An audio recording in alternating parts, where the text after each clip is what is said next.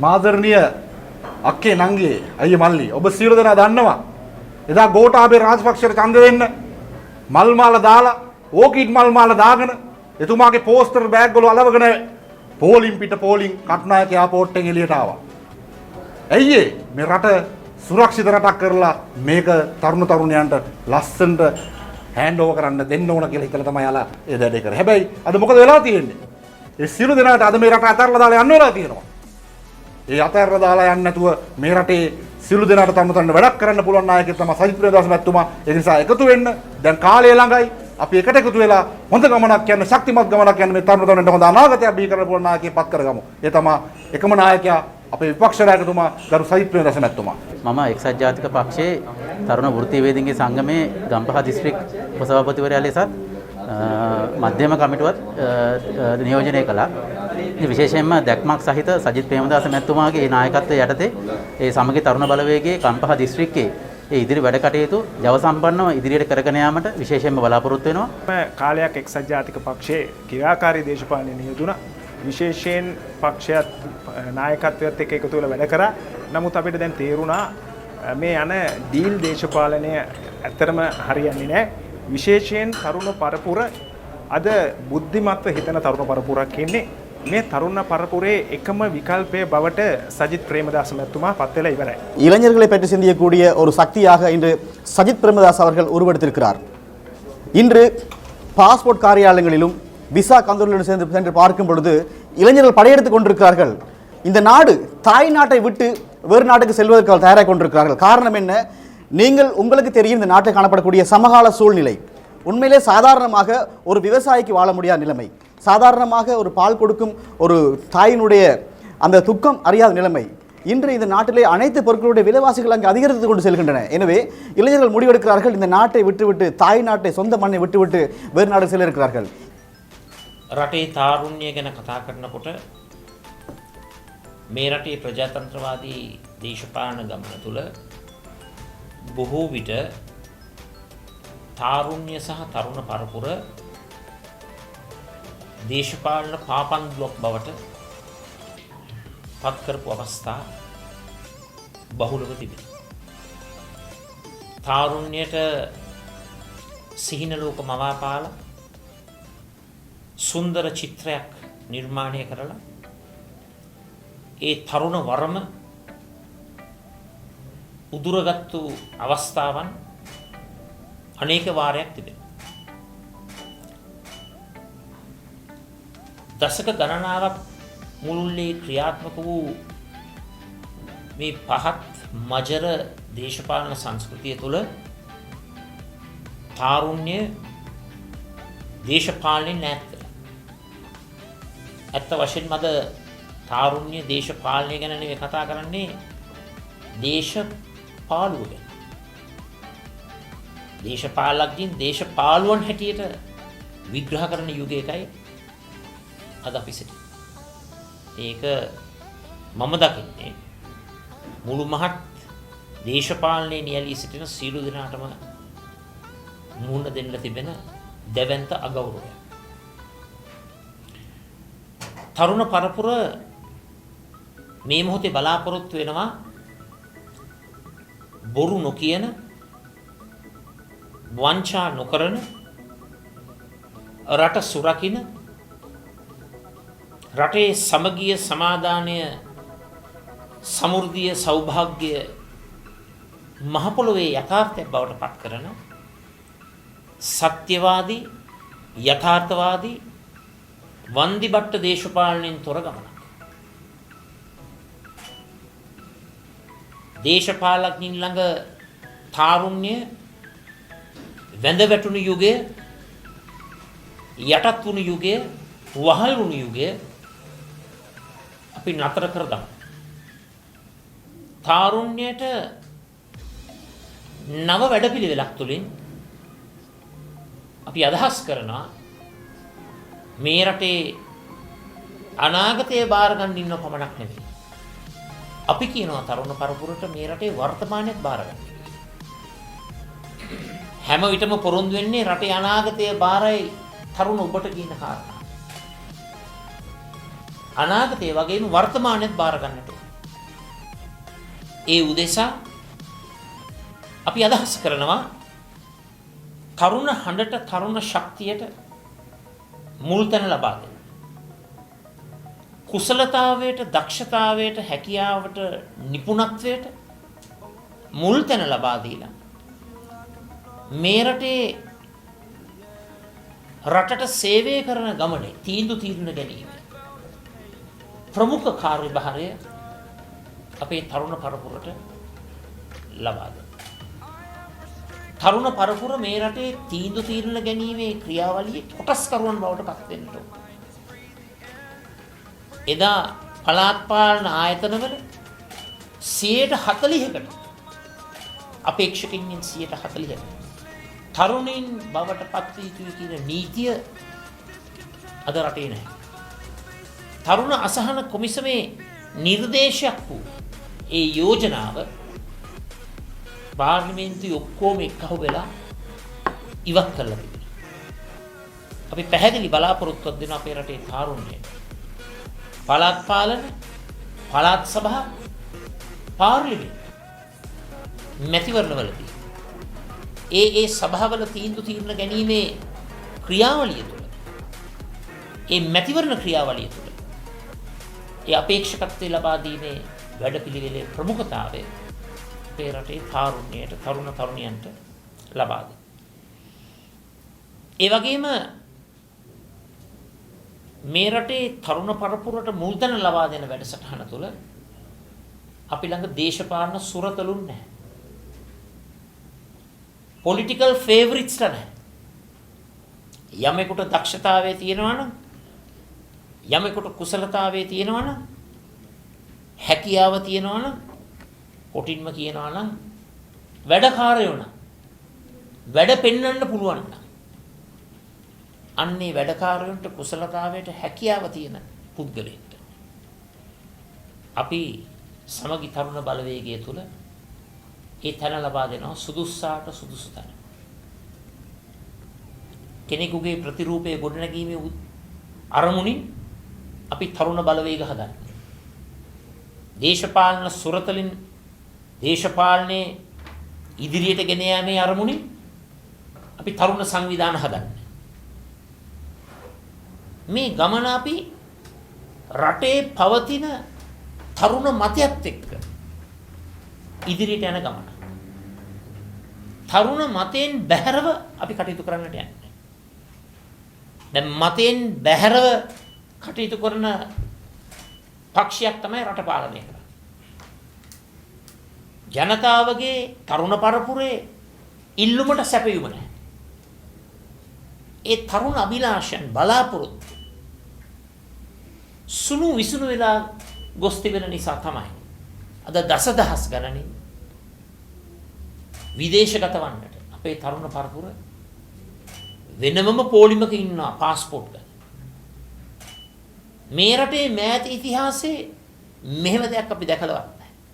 මෙහෙම දෙයක් සිදු වෙලා නැහැ. මොකද මේකට හේතුව? මුළු රටම අන්ධකාරයෙන් බෙලී. මුළු රටම මහා ආර්ථික සමාජීය දේශපාලනික අගාධයකට වැටිලා. තරුණ පරපුර දේශපාලන පාපන්දුවක් වගේ, දේශපාලන පාපන්දුවක් වගේ වර එක පැත්තකට, තවත් පිටක තව පැත්තකට අර බෝල පාස් කරන දේශපාලන සංස්කෘතිය තුළ එහාට මෙහාට දෝලණය වෙන කණ්ඩායමක් බවට පත් වෙලා තිබෙනවා. මේ තරුණ ජවය අපේ රටේ තරුණ සම්පත මේ රට ගොඩ දමන්න පුළුවන් වැදගත්ම සාධකයයි. මේ වැදගත් සම්පත අපි රැක ගන්නට ඕන. ආරක්ෂා කරන්නට ඕන. මේ තරුණ සම්පතේ මානව ප්‍රාග්ධනය අපි සංවර්ධනය කරන්නට ඕන. human capital development කියන සංකල්පය මානව ප්‍රාග්ධන සංවර්ධන සංකල්පය තරුණ පරපුරට කුසලතා නිපුණතා සංවර්ධනය තුළින් අපි ලබා දෙන්නට ඕන. එනිසා සමගි තරුණ බලවේගයේ අපේ ගමන සම්ප්‍රදානුකූල ගමනක් නෙවෙයි. අර සුපුරුදු පරිදි ගතානුගතික ඉතිහාසයේ පුරාවටම ආපු රාමුවට කොටු වෙලා ඒ කොටු වෙච්ච රාමු තුල කොටු වෙච්ච නීති රෙගුලාසි තුල යල්පැන ගිය තරුණ ප්‍රතිපත්ති ක්‍රියාත්මක කරන්නට අපි සූදානම් නැහැ. ජනාධිපතිවරණයේදී තාරුණ්‍ය පරිවර්තනය නම් අපි තරුණ ප්‍රඥප්තියක් ඉදිරිපත් කළා. කනගාටුවෙන් හෝ කිව යුතුයි. මේ ප්‍රඥප්තිය බහුතරයකගේ නොදැනුවත්කම නිසා මේක ප්‍රතික්ෂේප වුණා. අපි මේ ප්‍රඥප්තිය යවත් කාලීන කරමු. මහාචාර්ය උපුල් දිසානායක මැතිතුමා ප්‍රමුඛ විශ්වවිද්‍යාල ආචාර්යවරුන් කතිකාචාර්යවරුන් විශේෂඥයින් මේ කණ්ඩායමක් එකතු වෙලා තරුණ පරපුරේ අදහස් උදහස් විමසලා මේ රටේ පරිවර්තනාත්මක යුගය නිර්මාණය කරන්නට අපි අලුත් තරුණ ප්‍රතිපත්තියක් ප්‍රඥප්තියක් ස්ථාපනය කරනවා. ඒ උදෙසා රටේ පළාත් 9 දිස්ත්‍රික්ක 25 මම අදහස් කරනවා මේ පක්ෂයේ නායකයා හැටියට තරුණ හමු පවත්වන්න. මේවා සංවාදශීලී හමු. දේශපාලඥයෝ ඇවිල්ලා කතා කරලා අප්පුඩි ගස්ස ගන්න රැස්වීම නෙවෙයි. ඒ තරුණ සිතුම් පැතුම් ඒ තරුණ අභිලාෂයන් යෝජනා ඒ වගේම චෝදනා විවේචන මේ සියල්ලකටම සමන් දීලා අපි බලාපොරොත්තු වෙනවා මහ පොළොවේ යථාර්ථයේ ක්‍රියාත්මක කරන්න. බිම්මට්ටමින් එන යෝජනා පක්ෂ ප්‍රතිපත්ති මාලාවට ඇතුළු කරලා රාජ්‍ය බලය ලැබුණු අවස්ථාවේ පක්ෂ ප්‍රතිපත්තිය රටේ රාජ්‍ය ප්‍රතිපත්තිය බවට ක්‍රියාත්මක. වැඩ කටයුතු රාශියක් තිබෙනවා. දැන් ඔබ සියලු දෙනාම සූදානම් වන්නේ මේ රටේ විශාලතම ජව සම්පන්න රටේ ආණ්ඩුකරණේ කොටස්කරුවන් බවට පත් වෙන සමගි ජන බලවේගයේ තරුණ කණ්ඩායම තරුණ සංවිධානය ගොඩනගන්න. මේ රටේ තීරණාත්මක බලවේගයේ බවට සමගි තරුණ බලවේගය අපි නිර්මාණය කරනවා. ජාති ආගම් කුලමල පන්ති පක්ෂ දේශපාලන බෙහෙදෙන් තොරව කොන්දේසි විරහිත විනීත භාවය යුක්තිගරුක භාවය රටේ ආණ්ඩුක්‍රම ව්‍යවස්ථාව අනුගමනය කිරීම පමණක් එකම කොන්දේසි බවට පත් කරලා සියලුම තරුණ පරපුරට සමගි තරුණ බලවේගයේ දොරටු අපි විවෘත කරනවා. ඒ නිසා අද අපේ රටෙන් පිට වෙලා යන ලක්ෂ සංඛ්‍යාත දසලක්ෂ සංඛ්‍යාත තරුණ පරපුරට කියන්න කැමතියි. ඔබලාගේ සුන්වුණු සිහින බොඳ වී ගිය සිහින නැවතත් වරක් යථාර්ථයක් බවට පත් කරන්නට මහ පොළොවේ සත්‍ය බවට පත් කරන්නට අපි අනිවාර්යයෙන්ම කටයුතු කරනවා. මේ රටේ දැවැන්තම දේශපාලන බලවේගය එයින් අදහස් කරන්නේ මැතිවරණ දිනන බලවේගය පමණක් නෙවෙයි රාජ්‍ය පාලනයේ තරුණ හඬට වැඩිම ඉඩක් ලබා දෙන බලවේගය සමගි තරුණ බලවේගය බවට පත් කරන්නට අපි කටයුතු කරනවා. ඒ නිසා අපේක්ෂා භංගත්වයෙන් සිටින අපේ රටේ තරුණ පරපුරට වැදගත් පණිවිඩයක් දෙන්න කැමතියි. අපේ රට තුල ශීඝ්‍රගාමී නව සංවර්ධන වැඩපිළිවෙලේ කොටස් කරන බවට පත් වෙනවා. දැනුම කේන්ද්‍ර කරගත් ආර්ථික වර්ධනයක්, අපනයන කේන්ද්‍ර කරගත් ආර්ථික වර්ධනයක්, තොරතුරු තාක්ෂණයේ පරිගණික විද්‍යාව, ඒ වගේම කෘත්‍රිම බුද්ධිය වැනි නව ප්‍රවණතා කේන්ද්‍ර කරගත් ආර්ථික වර්ධනයකට ඔබ සූදානම්. ඒක තමයි යුගයේ නව කර්මාන්ත විප්ලවය. මේ යුගයේ අලුත්ම කර්මාන්ත විප්ලවයේ පෙරමග ගමන් කරුවන් බවට පත්වන්නට මේ රටේ තාරුණ්‍ය සූදානම් වන. සටන් පාට දේශපාලනින් වැඩක් නැහැ. සටන් පාට ඕනනම් වැඩිම වුණොත් පත්තරවල හෙඩ්ලයින් මුල් පිටු වලට කියවයි. ප්‍රවෘත්ති සිරස්තල බවට පත් වේ. තාරුණ්‍යයේ බලාපොරොත්තුව බොරු හිස් සටන් පාට. තාරුණ්‍ය බලාපොරොත්තුව මහ පොළොවේ යථාර්ථයේ ක්‍රියාත්මක කිරීම. ප්‍රායෝගික වැඩපිළිවෙලක් ක්‍රියාත්මක කිරීම. මේ රටට අපි අගයක් එකතු කරන්නට ඕන. අපේ දේශපාලනය දේශ සේවය කරගන්නට ඕන. දැන් දේශපාලනය දශක ගණනාවක් ක්‍රියාත්මක වුණු කාලේ ඇති. හැමෝම හැදුවේ පාලනය කරන්න. 20 වෙනි සංශෝධනයෙන් හදන්නෙත් පාලනය කරන්න. විධායකයේ තුල බලය කේන්ද්‍රීයකරණයට ලක් කරලා ඒකාධිපතිත්වයකින් උත්සාහ කරන්නේ පාලනය කරන්න. දේශපාලනය කියන්නේ යල් පැන ගිය වැඩපිළිවෙලක්. අපි දේශ සේවයට සූදානම් වෙනවා. දේශ සේවය අපිට කරන්නට පුළුවන්. විපක්ෂයේ ඉඳගෙනත් කරන්නට පුළුවන්. අපි ඔප්පු කරලා තියෙනවා පළවෙනි වතාවට මේ රටේ ප්‍රජාතන්ත්‍රවාදී දේශපාලන ඉතිහාසයේ සටන් පාට විවේචන